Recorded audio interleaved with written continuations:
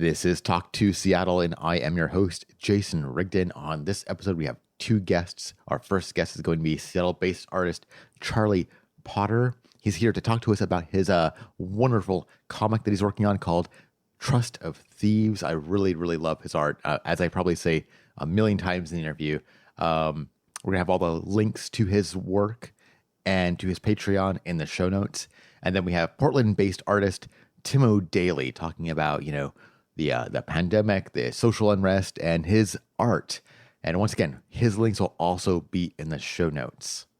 But first, I need to ask for your help.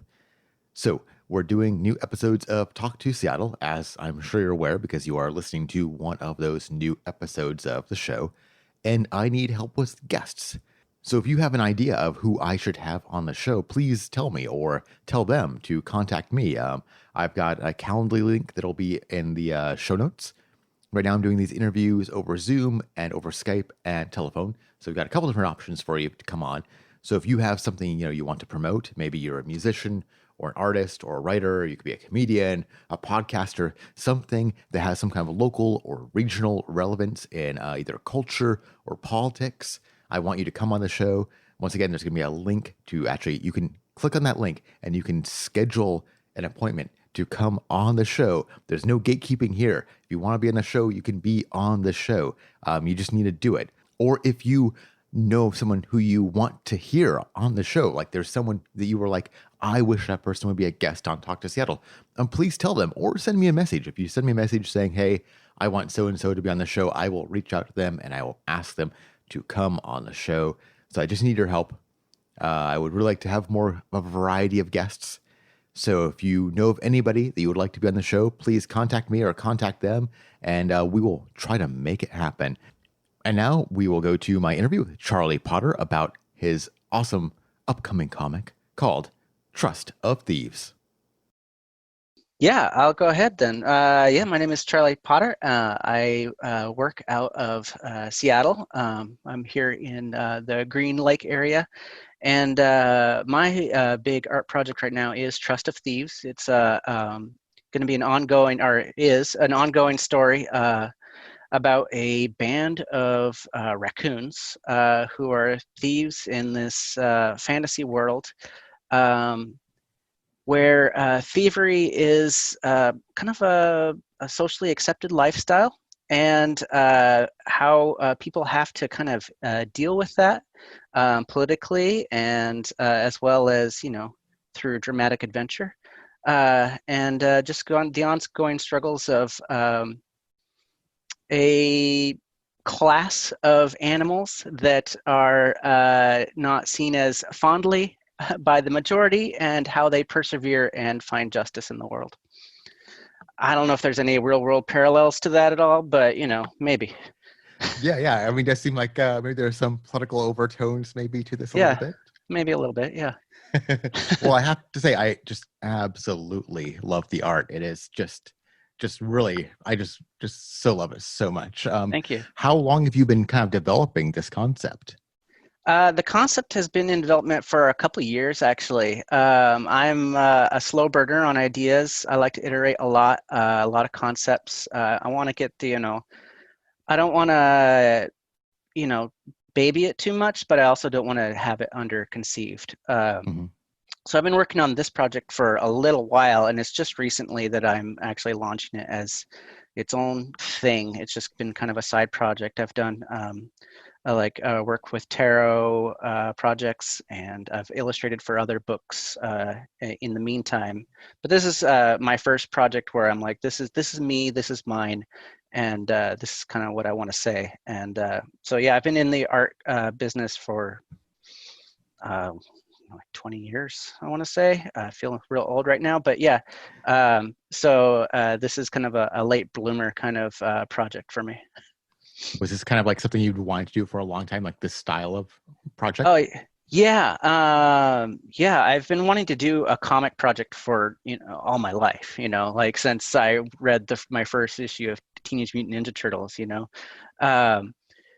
But I've never really had a story that I've been really committed to, that I want to share. I've had a lot of vignettes and pieces of life that are interesting to me. A lot of inspirations, obviously.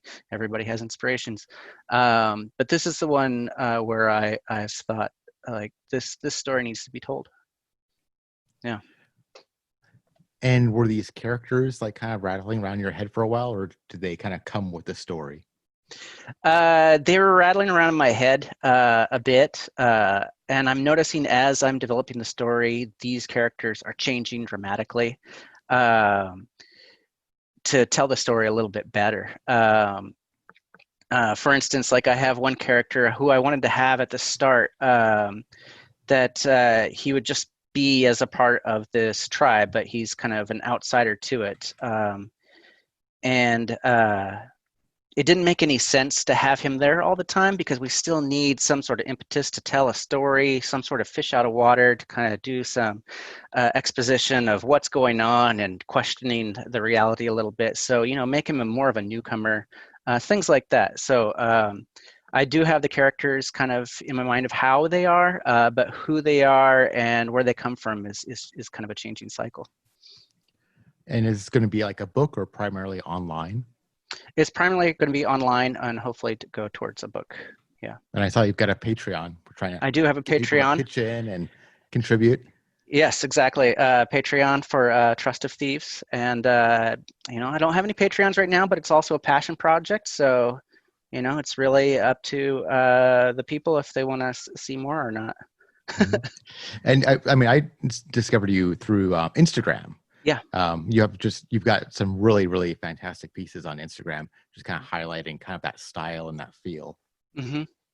Yeah, I have a nervous compulsion for drawing. I'm doing it constantly. I have a notepad next to me right now, and I think I post more than most artists, maybe a few times a day, and that's like a small percentage of what I actually create.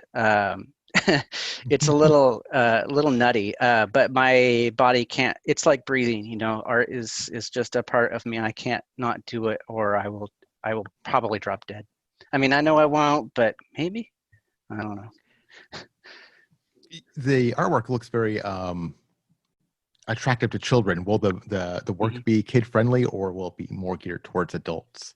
It will be a mix. I have a lot of thoughts around that. My growing up, I've always kind of censored my work to make it more palatable, to get more work. And that's kind of shaped where I'm at. But I also think kids can handle a lot more than we think they can. So there are going to be some adult tones to it, nothing like overly sexualized or discriminatory or anything like that. But there's going to be some bigger ideas. I think a lot about like the old Tintin comics, where they mix current events, some politics, and as well as some hijinks, right, in there. So it hits a lot of buttons for a lot of different audiences, but I want it to be what's the word I'm looking for? Satisfying, really, to any audience. Right. I also want to kind of push people a little bit to consider, like, what does cute mean, and why does cute have to be sweet and innocent? Why can't it also have more worldly wisdom to it? Well, if you look at fairy tales from way back when, the Grimm's fairy tales, I mean, those are pretty brutal tales. Yeah, they're still figuring it out back then, of where those lines are. I think we're a little bit clearer now. I mean, it depends on which comment stream you're looking at, I guess. But I think we kind of know where the tension can be pushed a bit more, and it's not so much like we're going to kill all of the bears or whatever they do. I don't know. I don't read Grimm's anymore. There's a reason why they call it Grimm. Yeah. Yeah. Well, your artwork also has that element too, where it's being geared a little bit towards adults, also, where it does have that kind of nice whimsical feel where not everything intended for grown-ups has to be so hard and Hmm. edgy and ugly. Yeah, yeah. I remember taking art courses. I went to the Art Institute for gaming design and animation. And one of the big things one of my teachers always said is like, why are these video games always in like places I would never want to visit? Like you're shooting each other in a sewer, like gross. Like I mean, you can still have the same conflict in very pretty places. Hmm. Hmm. Yeah, it's just very true.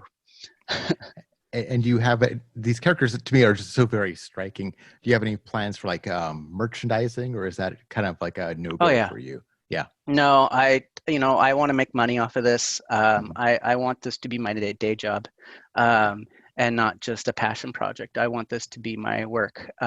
And to do that, you got to sell some merchandise. You got to put bread on the table. So yeah, I do plan on putting out more merchandise soon. I have a couple T-shirts I designed, but nothing major right now. And do you have like a timeline on when it will be kind of ready, or is it just it's a work in progress? It's my timeline is as soon as I can. Yeah. So everything is pretty immediate for me. Also I just like immediate gratification. Um, but the I would like to have my at least the first few chapters of my story done before fall. And I want to have some merchandise to go along with that. So that'll be developed at the same time. So that when and if I can publish something, I can have some nice little accessories to go along with that. And I was trying to. Oh yes, and it is also set in the Pacific Northwest. Am I Yes, it right? is. Yeah. Okay. Yeah. I think the nature here, I mean, we live in Narnia. So why not accentuate that? We have wonderful outdoors. We have these awesome scenes and places to go. We have an amazing plethora of animals to draw from. And I also really like to encourage people to be curious about our area and the animals that live here. Um, if you want to get kids interested in bugs, draw bugs with them, and they will just go nuts. And that same kind of theory is kind of going along here. It's just an endless stream of wonder that is easily accessible. And we have plenty of raccoons around here. We have so many raccoons; it's ridiculous. Yeah. Yeah, part of this story is that it's almost like an alternate world too, where so there's going to be animals that are very specific to this area, specific to the Pacific, and that there won't be as many invasive animals in the series as you would see actually out in real life, and that's going to be very deliberate.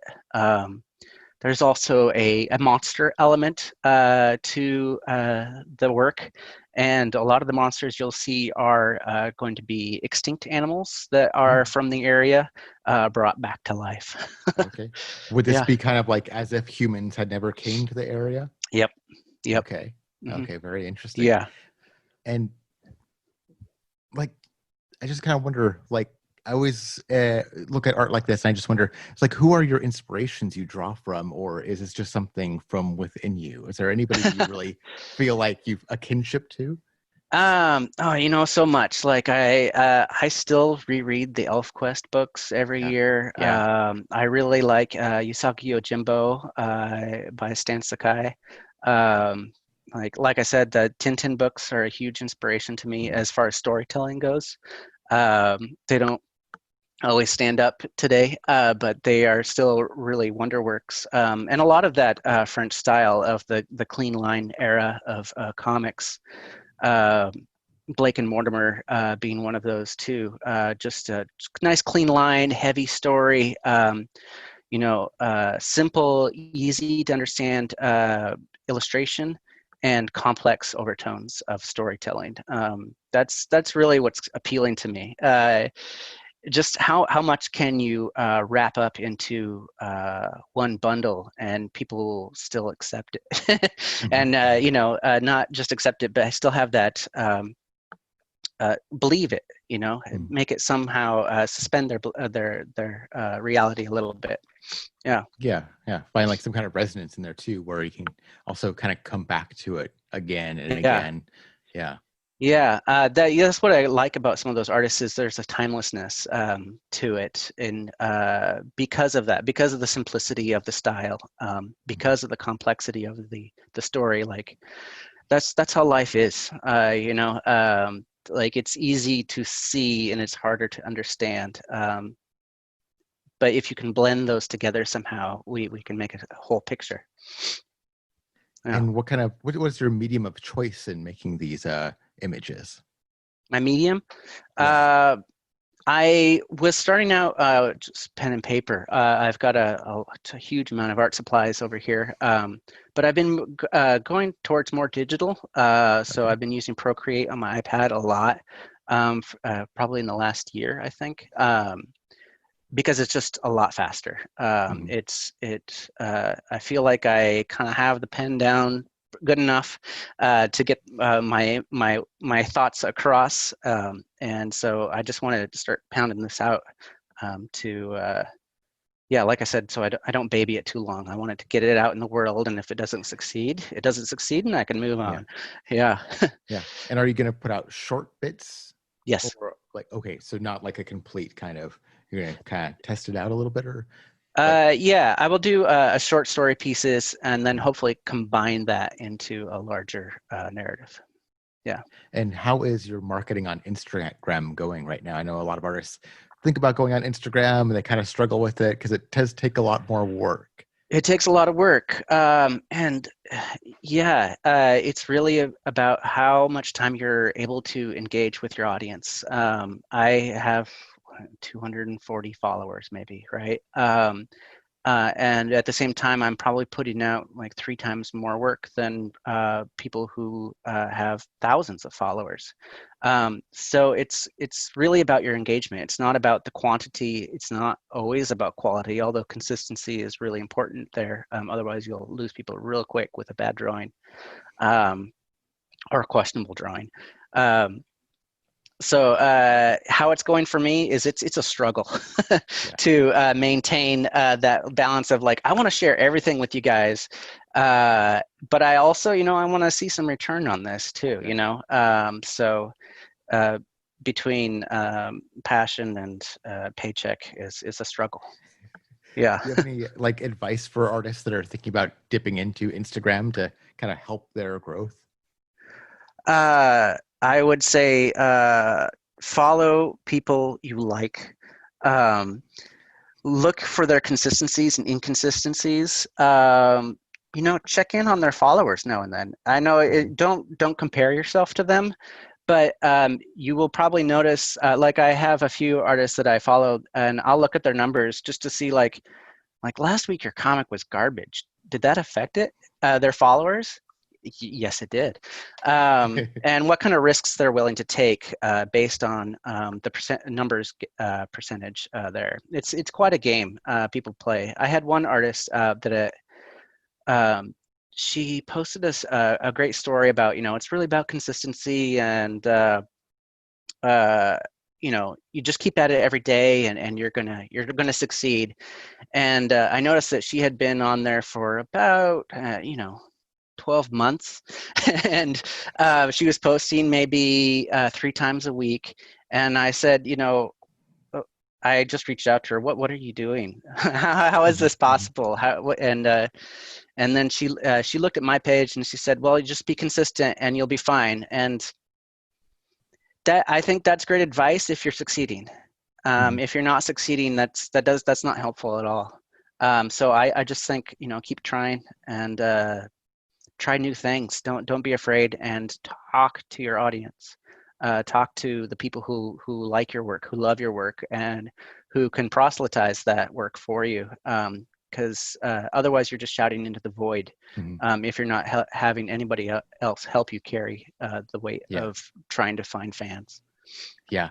Yeah. Almost, I wonder, like with your art, because there are so many little details in the images. Like, I wondered if people really get what they're seeing on Instagram, because you're scrolling Yeah. through, but like I'm just looking at one right now where I think it's just like your second to last one where there's a bear kind of giving a side eye to a raccoon behind him. You might Yeah. just miss that going through. It is, Instagram's great for exposing people to new artists, but I worry a little bit about how superficial it can be sometimes. It's very superficial. Yeah. And I mean, it's meant to be consumed in seconds, right? Yeah. So which is a lot faster than a comic page or anything else you Hmm. see out there. Um, so yeah, you got to grab people's attention. And then keep them absorbed with details after that. But it's a struggle. I wish Instagram kind of forced you to look at the picture for a little bit longer, but that's not going to happen. That's just not going to happen. Yeah. No. Users want things quickly. And unfortunately, there's not a platform right now that really enables that engagement. Well, I really, really love your artwork, and I really look forward to seeing the Trust of Thieves. Yes. And if you want to learn more about you, where should they go? If they want to learn more about me, they can follow me personally at potter.charlie on Instagram or at Trust of Thieves on Instagram. I also have a Patreon at patreon.com/Trust of Thieves. All right, I'll make sure I have those in the show notes. Thank you. Thank you so much for coming on. I really, really appreciate it. I mean, you're in this horrible trying time we're in right now. Right. Your artwork it's a comfort. It's Oh, wonderful. thank you. Plus, I'm also like a big D&D person, and I keep Yeah. on seeing these as D&D characters. Same here. I've been having an ongoing game for the last 5 weeks, and it has inspired way more stories than I ever thought Yeah. it would. It's awesome. I think you've seen the picture of the raccoons around the table.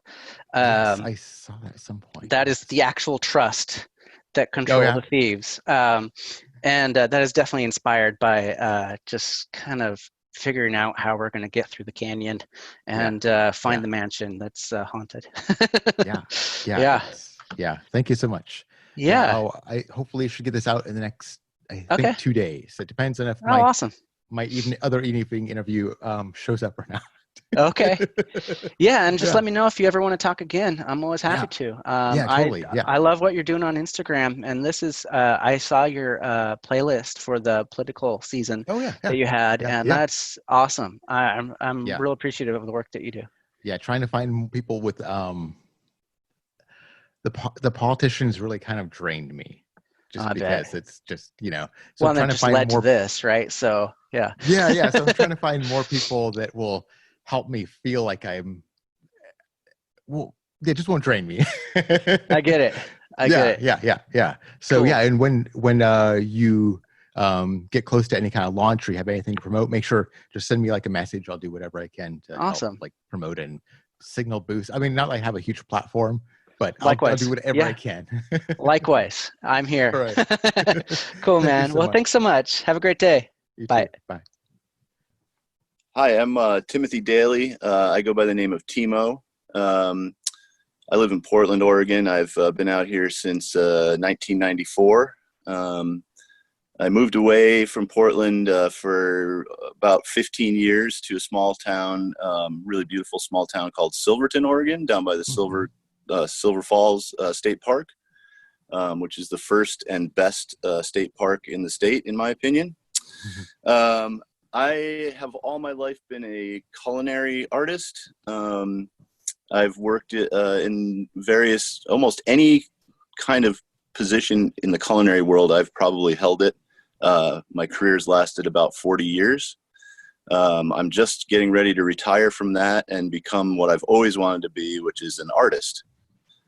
And I'm a social activist, a community activist, a good neighbor, and an angry citizen. So I'm in Seattle. How are things going in Portland? We have our little autonomous zone or whatever people are calling it today. Yeah. I've seen some pretty shocking pictures out of Portland. Oh, yeah, definitely. We are, as you can probably tell if you are at all paying attention, in a war zone.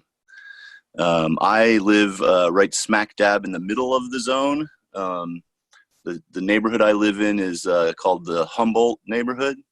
I live 1 block away from the main high school in this neighborhood. It's called Jefferson High School. As you can imagine from the name, it's the largest black high school in the city. This neighborhood was traditionally up until maybe 10 to 15 years ago, pretty much all black or African American, however they want to identify themselves. I purposely moved to this neighborhood because I wanted to be in the most diverse neighborhood in the city. There's still a very large African American population here, probably still the biggest African American population, in one concentrated area of the city. But it's been very much gentrified in the last 15 years, and I am a gentrifier. But I just got here 9 months ago, so I don't feel like I'm part of the problem, really. But maybe I am, maybe they think I am. I don't know. I've been going to the protests. I've only gone once to the full-on protest, but they literally start at Jefferson High School almost every night. So they go right by my house. So like when I say I am in the war zone, I am in the war zone. My theme song every morning when I get up is Talking Heads' Life During Wartime, just to get myself ready for the day, because that is exactly what's going on here. We have helicopters flying overhead 5 to 12 to 15 hours a day. If there's a protest happening, there's a helicopter flying overhead. So it's pretty nerve-wracking. And have you had any run-ins with the police in your neighborhood with this? They've been pretty violent. I haven't had any run-ins. I've had purposeful interactions. Okay.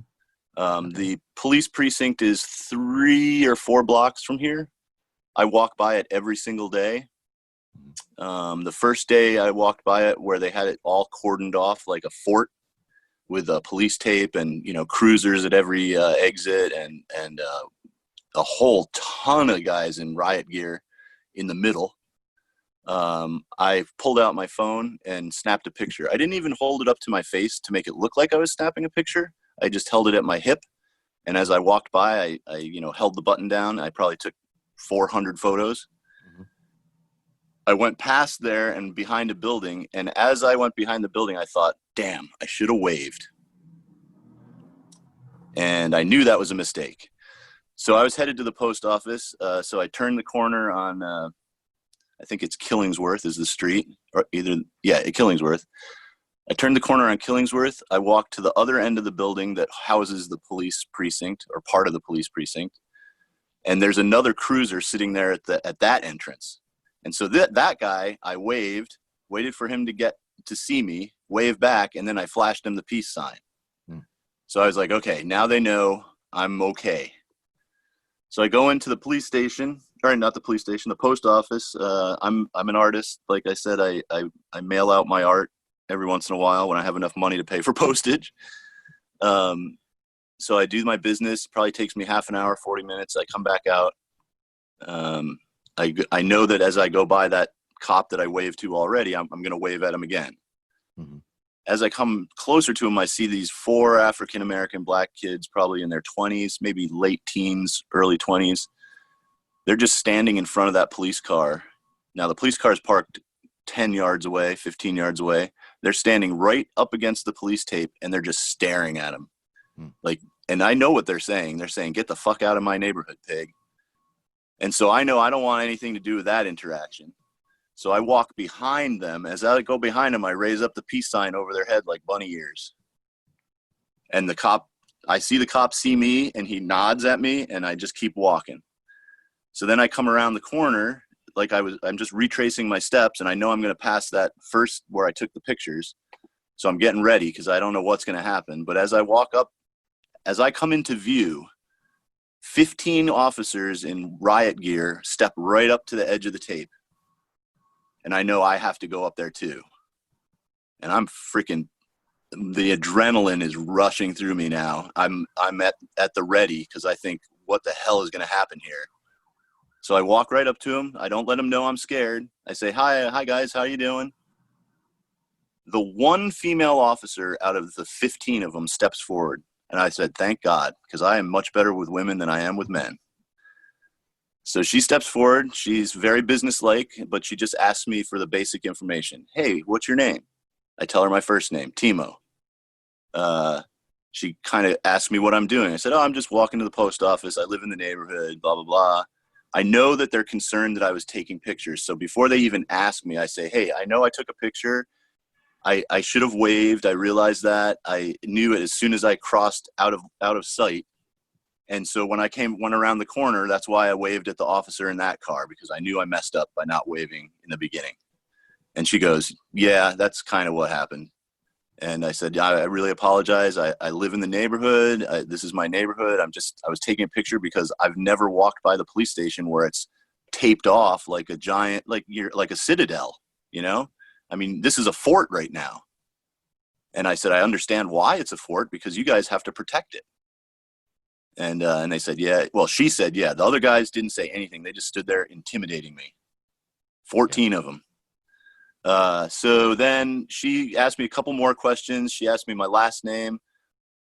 I'm a longtime activist, so I really didn't want to give her my last name. But I knew that it was the thing I needed to do. So I gave her my last name. I immediately thought to myself, when I go home, I'm going to delete my Instagram. Because they're going to look me up. I know they are. So that's what's going through my mind. Then she says, okay, thank you. I just wanted to check and see what you were doing. It seems like you're a legitimate, citizen that's just concerned about what's going on. Next time, just wave, if you come by. If you want to take pictures, you probably should ask permission first. And I was like, yeah, I realize that. That's fine. The best moment of the whole thing, well, actually, the second best moment of the whole thing was she then reached out and gave me the elbow bump. And I said, oh, okay, I'm good. And I still knew I had to delete my Instagram, but I knew that I was good with her. And probably with the 14 other dudes who are standing there who still haven't said a word to me. And they're standing at attention. They're not just relaxed standing there. They're intimidating. So I start to walk away, and the first guy in line steps forward and gives me the elbow bump. And then every one of them all down the line. And I knew I was good. That was the best moment probably of my life with the interactions with the police. And I've had millions of interactions with the police over my lifetime. Why do you think they were so sensitive about having their pictures taken? Because I'm sure there's activists who, you can see, so there's different levels of activists. And if you're watching, the news at all, and like I do, I watch it every night. I watch every morning and every night. I wake up with it, and then I don't pay attention to it all day, and then I watch before I go to bed, because I want to know what occurred in that 12-hour stretch. Mm-hmm. And it drives me up the wall. I'm a manic depressive, and it makes me manic. The stress, that's my big thing, is stress makes me manic. But if I don't pay attention to the news, it's even more stressful. I have to know what's going on. So I have to watch the news. It's just like I'm almost OCD about it, because I sit and I take notes. I have 4 legal pads that I've filled up in this time with notes about what's going on. And overwhelmingly, those legal pads tell me, at least, that everything's going to be fine. Okay. Things are changing rapidly, more rapidly than I've ever seen in my 55 years in my life, This is a culmination of everything that started, well, to me, it started in the Summer of Love, 1967. But I think really this all started, way back even before World War II, with like the socialist Jews rabble-rousing for, workers' rights, and the Wobblies and all that. This goes back that far. Like, at least 3 generations, if not 5 or 6 generations, have been working towards this moment. And they had, and the reason I'm hopeful is that each generation has taught their kids their values. And now we are by far in the majority. We used to be in the minority, but now we're in the majority, and we're tipping this thing over. It's, I hate to say it, but Trump and his followers, they're killing themselves. It's plain to see. This virus is killing them. The quicker they want to open this world up, Hey, it's their right, but they're killing themselves. Yeah. Every one of them is going to get the disease, and every one of them is going to eventually die until there's no one else who's dumb enough to go outside without a mask on. Yeah. How has the virus affected you personally? It's enabled me to really learn about myself. Mm-hmm. I have been manic depressive my whole life. However, I didn't find out about it. I didn't get diagnosed until 6 years ago. I just thought I was a depressive person, because when I get depressed, as anybody knows who gets depressed, it is the worst fucking feeling on earth, man. It is the worst. Like, you never ever want to feel that way, ever, ever, ever. And it's destroyed so many things in my life. So many jobs I've lost, so many relationships I've ruined because I feel terrible about myself. It doesn't have anything to do with anybody else or any outside stimulus. It's just me feeling terrible about myself, feeling worthless. So what I didn't realize was, I've had a really happy, fun, successful life. But the depression's so bad that it makes you feel like a failure. So anyway, I've learned that the whole time, all my life, all my happy times, when I'm, in love, when I'm having a successful relationship, my marriage lasted 22 years. I was depressed much of that time, but the manic times were the good times. I used to think when I was a teenager and in my 20s and early 30s, I was a Deadhead, and I went to so many Dead shows, and those were like my church, and I thought it was the Dead that did that, which they did for sure. The Dead saved my life, but I was manic during those times. Of course I was having a great time. You can't help but have a great time at the Dead. Even if you hate their music, if you go to a Dead show, you're converted. I've converted so many people that like would make fun of the Dead, call them fucking hippies, blah, blah, blah, blah, blah. But as soon as you go into the Church of the Dead, man, there's nothing else like it. If you like live music, you will love the Dead, because they do it better than anybody. They have the best sound system. They know how to control a crowd. It's amazing. It's a two-way street too. They're not just playing to you, they're playing with you. The audience is all part of it, That's why every show is different, and that's why you want to be at every show. So anyway, that's what I've learned. I've learned now how to control I do not want to be on medications. Yeah. So I've learned during this virus time that, because the stress of the virus pushed me into my second really big major, I know I'm manic right now. The first one was when I got divorced and I ended up hospitalized for 2 weeks, which was the best thing I could have done for myself, honestly. I knew my mom's a psychologist, so I grew up knowing about my mind. I just never put the pieces together. I always thought, how could I be manic depressive? I'm depressed. I'm depressed. I'm depressed. I'm depressed. I'm depressed. Except for when I'm happy.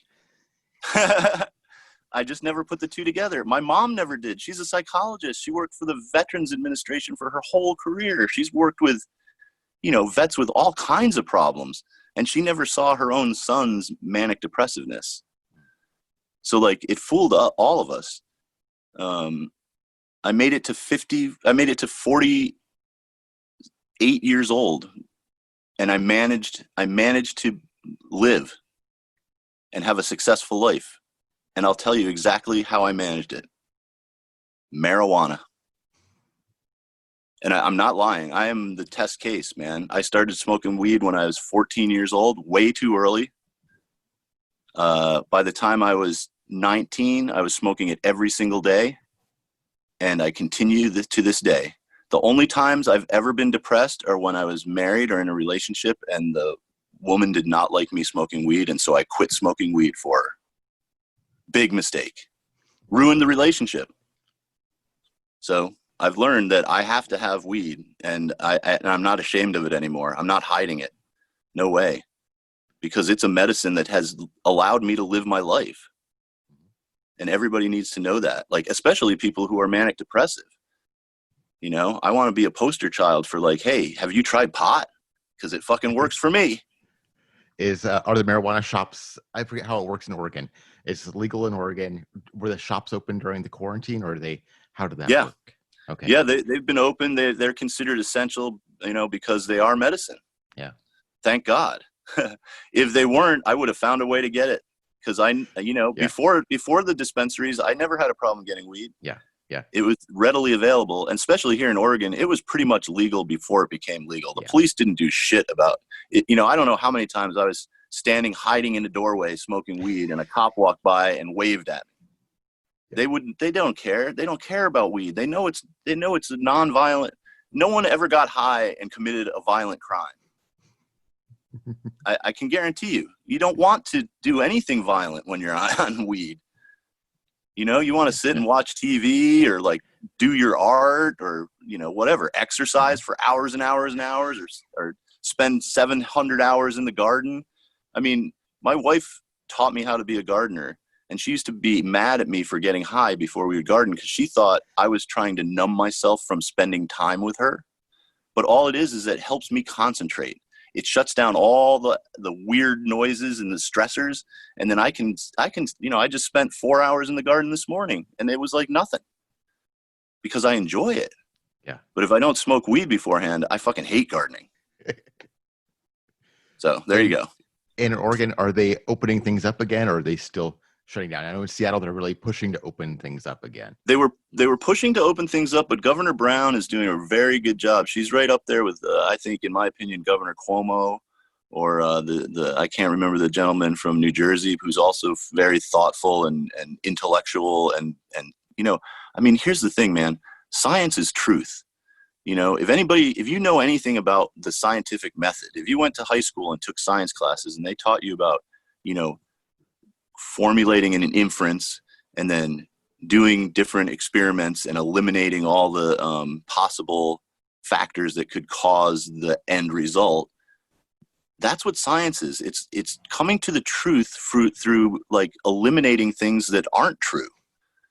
So when they say, hey, we're close to getting a virus, they really are. Yeah. Because they know they've eliminated every single other factor to get to that point. And so all these people who are science deniers, I hate to say it, man, they're going to die. Really until they realize science. It really is. Yeah. And until they realize that science is truth, that religion is not truth, or not that type of truth. I'm not saying religion isn't a helpful thing. I've studied all kinds of religions. I know that even though I'm not a religious person, I pretty much follow the Sikh religion. You know, I mean, love everybody. We're all one. We all come from the same thing. We're all made out of the same thing, that everything in the universe is made out of carbon and silicon. Everything, stardust. I mean, like the song, you know, Joni Mitchell's Woodstock, we are stardust. That's what it means, man. We are all one. That's what the hippies were saying. So like, if you can't pay attention to all these little signs that have been occurring since, like I said, way before I was born, and I know I can trace it all the way back to like World War I. People, you know, socialists saying, hey, you know what? We're all one. Why are we fighting against each other? Every one of these movements has said the same damn thing. We should take care of each other. We should take care of the environment. We should do this. We should do that. This is the culmination of all these things. And if we get through this, and I hate to say it, man, all these people who are going to die, they're my enemies anyway. They're the assholes. So I mean, I feel bad for them because I'm an empathetic person, but they're stupid. It's natural selection. And if you've ever studied evolution, you know that. But they don't believe in that. So it's going to kill them. And everybody who's intellectual or even at least thoughtful or basically a human being who's like, you know what, science makes sense, I'm going to wear a mask, you're going to be okay, dude. You're going to be okay. Just listen to the scientists and you'll be okay. That's the bottom line. You said you've been an activist for a long time. Like, what have been kind of your focuses? I am all my artwork that I've ever done since I was a young kid is all based on like 1984 or Brave New World or any post-apocalyptic, doomscape. The main focus for me is anti-surveillance. I hate the surveillance state. That is the way they control us. That is how they limit our freedoms. Step one in limiting our freedoms is watching you all the time. And people don't realize, the average person does not realize that we are photographed over 600 times a day. Yeah. So, if you think you're being sneaky or you're getting away with things, you are not. Mm-hmm. You are not. They just haven't caught up to you yet. Yeah. And some of the protesters have been caught from surveillance cameras and stuff already. Oh, at least for sure. Seattle, yeah. Yeah. Well, everybody though. I mean, it's a good thing right now because they're also catching all the asshole cops who are acting out, and they're getting fired left and right. And and some of them are being brought up on murder charges, whereas before they weren't even being brought up on charges at all. Yeah. So their surveillance state is coming to bite them in the ass right now. Yeah. Yeah. And if you remember, like, it wasn't that long ago when they were trying to pass this law saying it was illegal to film the police. Exactly. They want surveillance everywhere, but not on them. That's why they confronted me when I took pictures of them. But I stood my ground because I know my rights as a citizen. And that's another thing, that my dad was a lawyer. He taught me my rights very young. The one that always stuck with me when I first started driving was, he said, if you ever get pulled over, as long as you say that they cannot enter your car, they are not allowed to enter your car without a search warrant. Everybody should know that. Never, ever give the police permission to search your car, even if you don't have anything, even if you're not doing anything illegal, because it's not their right. They will tell you it's their right. They will intimidate you into thinking it's their right. And they will even, I've had it happen, they will cuff you and then search it in front of you, even though you said no. That's illegal. They should be arrested for that. That's what's known as breaking and entering. But I tried to fight him in court and I couldn't. You know why? I have no money. And I was given a public prosecutor who was basically a brand new lawyer who had so many cases she couldn't keep up. And so she said, hey, listen, the best thing you can do is plead no contest, which means I don't say I'm guilty or not guilty. And I was like, but I'm not guilty. And she goes, yeah, but this way you only have to pay a fine and do like 20 hours of, whatever, pulling weeds in the park. It's such a scam. Oh yeah. It cost me, it ruined my life for 6 years because it cost me $4,000, which I didn't have because I just got divorced and I just had a manic episode and I was just in the hospital and I owed them $40,000 for 2 weeks in the hospital. So that's now $50,000 for someone who has no money. It took me 6 years to dig out of that. And I stayed at one job, which I hated. They treated me horribly, but I did at least have benefits and they did at least pay me okay. I never got a paid vacation. Wow. I never even got a thank you for working 10 hours a week overtime every week. And you know why I worked 10 hours a week overtime? Because that's what I was worth. That's actually what I should have been paid. Yeah. And since they weren't giving me paid vacations, I called in sick whenever the hell I wanted to, because that's my paid vacation. Yep. And they got pissed at me after 6 years of being a loyal employee. I had a manic episode and they fired me. That should be illegal. Mm-hmm. And that's my mission now, is to change that. Until I die, I'm going to fight for the rights of mentally ill people to be able to hold a job and not be fired because they have a disease. Yeah. Because we can't help it, man. We're born this way. It just makes it worse too. Like, you're already makes it worse. Yeah. They knew. Okay. So I'd never disclosed to them that I'm manic depressive because they could just fire me right away. Mm-hmm. It's a no cause. Oregon's a no cause state. So they can fire you for whatever. And they don't even have to tell you why. So I knew I couldn't tell him I was manic depressive. But then when I had my manic depressive episode, my manic episode, and I screamed at the owner because it was a culmination of the fact that they've never given me in 6 years a paid vacation. They'd never once thanked me for working overtime every single day for 6 years.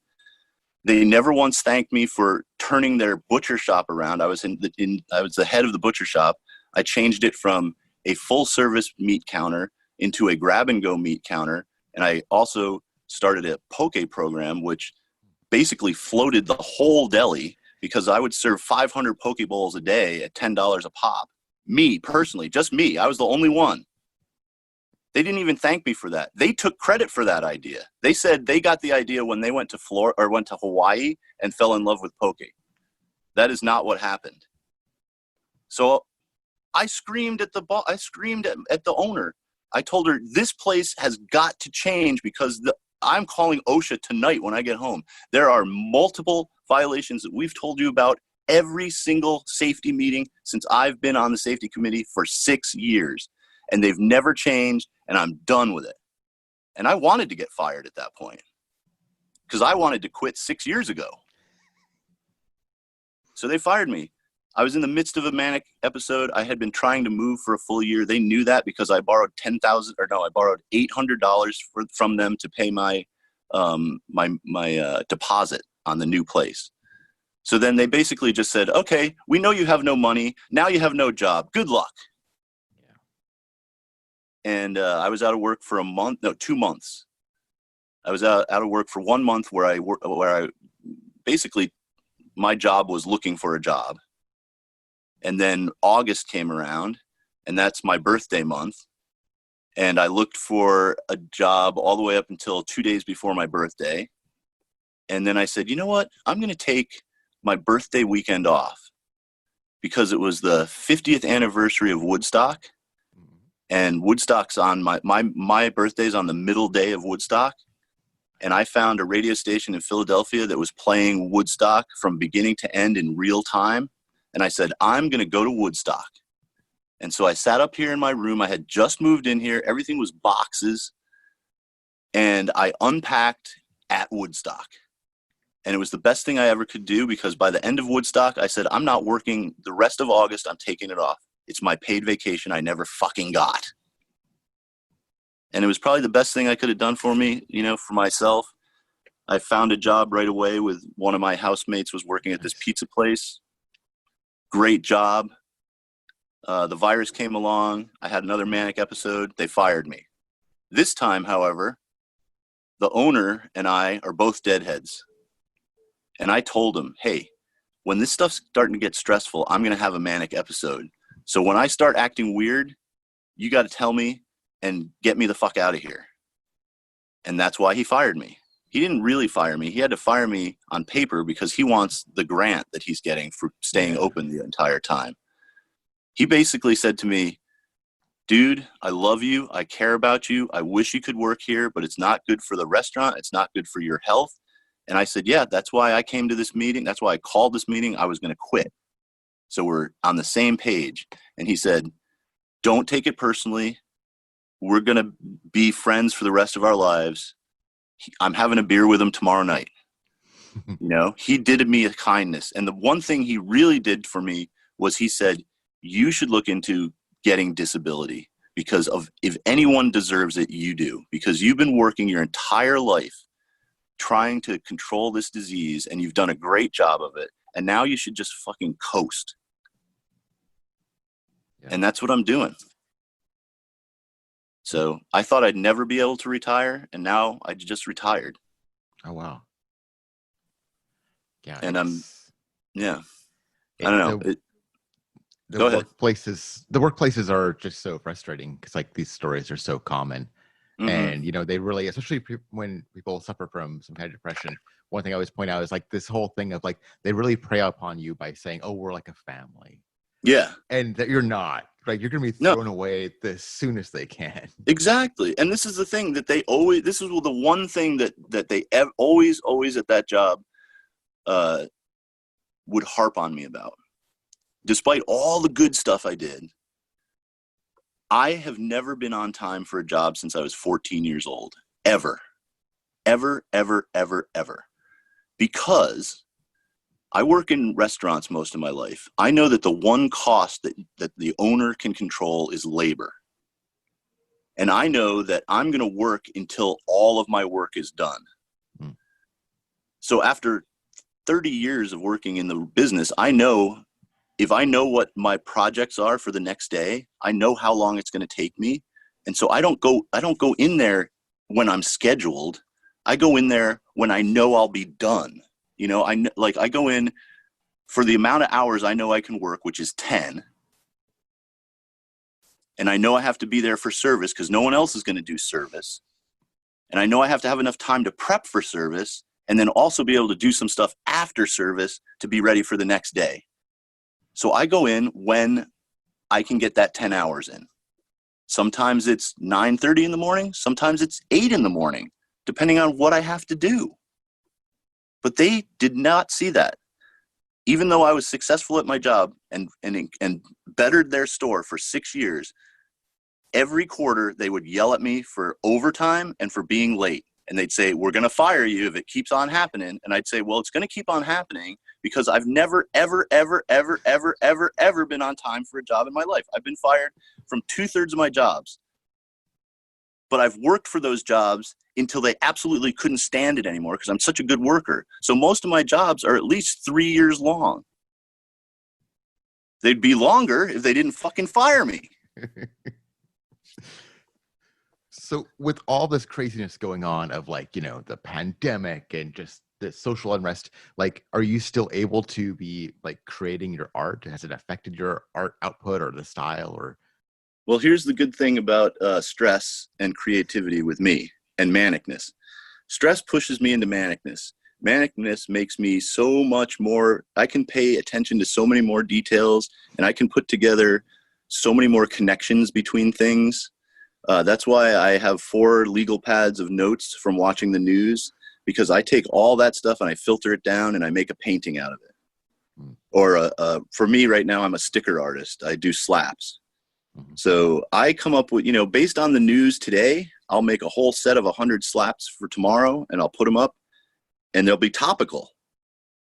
And they're handmade. I don't send them out and have someone silk screen them. I make every single one different by hand.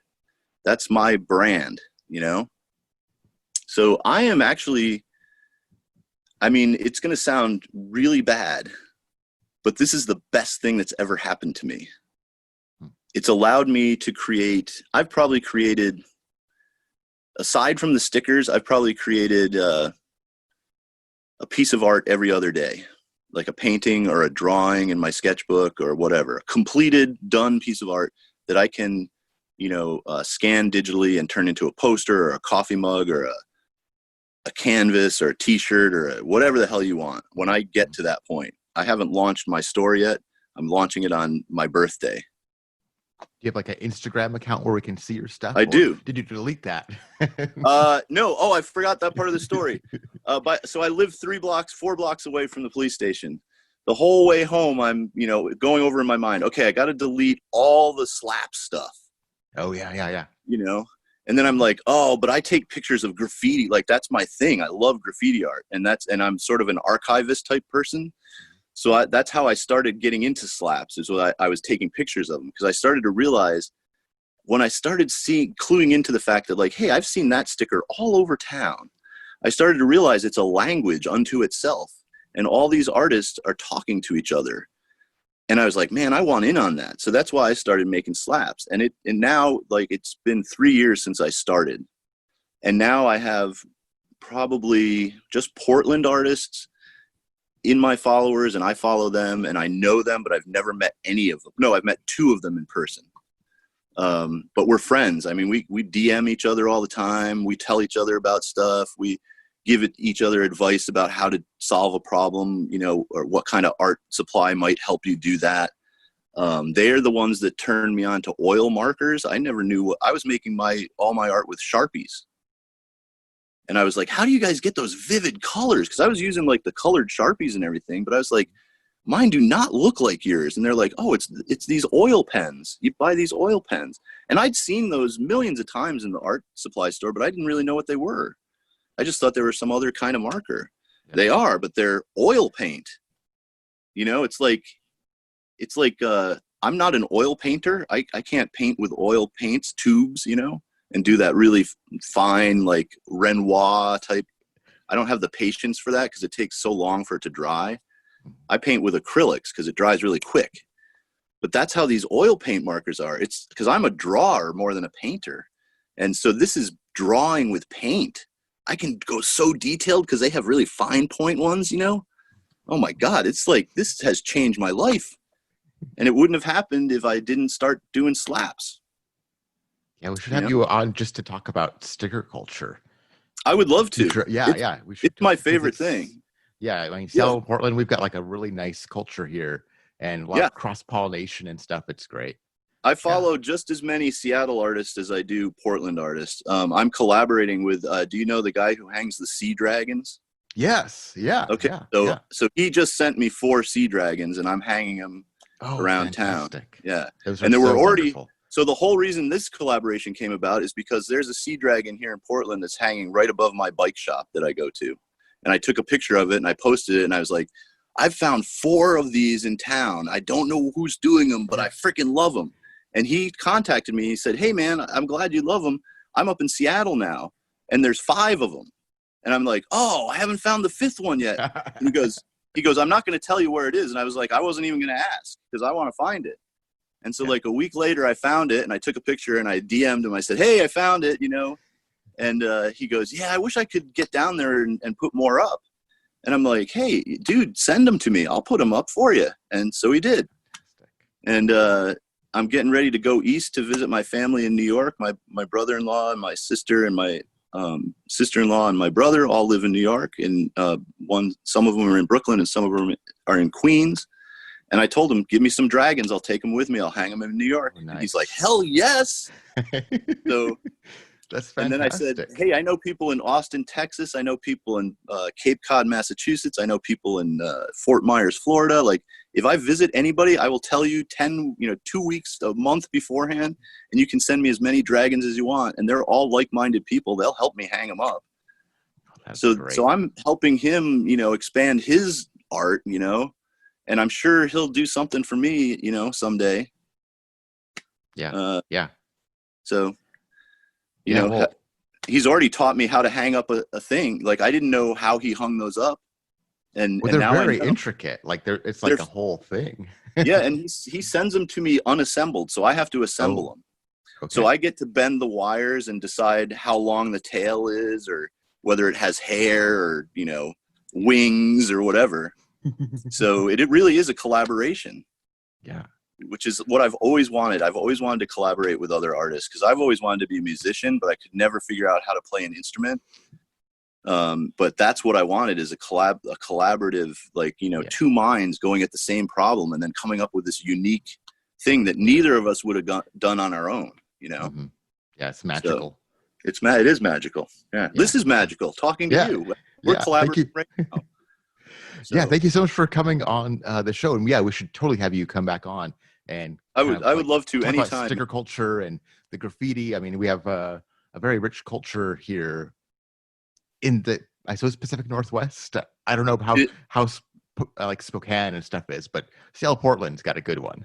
It does, and I think it does extend to Spokane because I know one of my best artist friends here that I worked with at that job I was just telling you about that was horrible. The one good thing about that job is it was all good people. All the people I worked there with for 6 years, I'm still friends with, and I'll be friends with them for the rest of my life. I won't be friends with the family who owns the business. Even though I love them as a family, they're wonderful people, except they don't understand that they're exploiting their workers. Yeah. A good example of that is, I told you all the things they wouldn't give us. And I had to fight for every raise. I had to go in and demand a raise. And I got 2 in my 6 years. Right after I got fired, the owner, wonderful guy, really actually kind of is a generous guy, just not in the way he should be. He maintains that he can't pay any of his employees a living wage more than $15 an hour. And they start people at $12 an hour, which is not a living wage. So he couldn't even bump up to $15 an hour. That's just $3 more, man. It's not that much. But that's what he would always say. I can't afford it. Bottom line, can't afford it, can't afford it, can't afford it. 2 weeks after they fired me, he bought his wife and himself Teslas. Mm-hmm. Yep. So if you motherfuckers can afford 2 Teslas, you could have given everybody on your staff $3 more an hour and maybe bought a Mercedes or something. And those small business people, they lie. They lie so much. They lie. I mean, I understand they're protecting their bottom line. They want to make money, and that's why they opened a business. But they don't have to make all the money. Yeah. Greed is what kills everybody. The greed kills people. Greed kills. It really does. Yeah. That's the whole reason everybody's dying from the pandemic. They're greedy. They can't sit out for a little while like everybody else is. You think I'm happy that I've been out of work for 3 months and I haven't heard from unemployment yet? No. But you know what? I'm a resourceful guy. I get up in the middle of the night and I ride my bike all over the city for 4 hours and I pick trash. And that's what I make my art out of. And then I also find like brand new clothing, brand new CDs, brand new books that I set aside to read and listen to and then sell. And that's how I'm making a living right now. I don't really need a job. I mean, it'd be nice because I'd love to have benefits and all that. Yeah. But until the economy opens back up, I won't get a job. I know, because no one's hiring. But you know what? Once all these motherfuckers die off and the economy actually does open up, they're going to be needing people to work. So just hold on, man. Get through this any way you freaking can. Be as creative as you can to make money. I started getting free food boxes from they drop free food on Tuesdays and Fridays right down the street from me at the school. I started volunteering with them because I don't have a job. Mm-hmm. At the end, all the food that's left over, they give to us volunteers. I'm only one person, but they don't want to waste any of that food. And so I realized that I'm a cook. That's what I've done my whole life. Mm-hmm. So I take way more than I need. And you know what I do now? I sell burritos to the protesters for $1 a piece. And you know what? Last night I made $40. Guess how many burritos I sold? 4. Oh. The other 25 that I made, I handed out to the homeless. So I am not only feeding people, but I'm feeding myself. And I'm doing it in a charitable way. Fantastic. Everybody can do that, man. They give away free food 2 days a week here in Portland. They probably do it in Seattle too. Yep. If you need a job and you know how to cook, just start cooking for the protesters, man. Start cooking for your neighbors. This week I made a big pot of soup out of all the vegetables. I made a big pot of vegetable soup. I packaged it up in quart containers, which are containers I recycled and washed in the dishwasher, so they're sterilized. Mm. I fill them up. I make as many quarts as I can. I put them in a cooler out front full of ice with a jar on top that says pay what you can. I'm sure when I go down there after this interview, half of it will be gone and I'll have some money in my jar. And that means I can go to the dispensary and get my medicine because I ran out last night. Yeah. So that's all I need to survive. Food, shelter, and my medicine. Yep. And hopefully someday someone will be able to give me a fucking hug because I miss hugging people. Well, thank you so much for coming on. I really appreciate it. I'm sorry I just rant, but that's what happens when you're manic. No, that's kind of what I'm going for. You know, I need people that are alive that can carry a conversation. Yeah. Well, it was kind of a one-sided conversation at this point. It's quite all right. Thank you so much for listening. If you want to know more about any of our guests, check the show notes. All links should be right down there. If you want to help support the show, you know what to do. Give us a rating and review on iTunes. It's what every single podcast asks for, and we are no different. So if you want to support Talk to Seattle, please give us a rating and a review on iTunes, or better yet, talk to a real human being and tell them about the show. Once again, thank you for listening.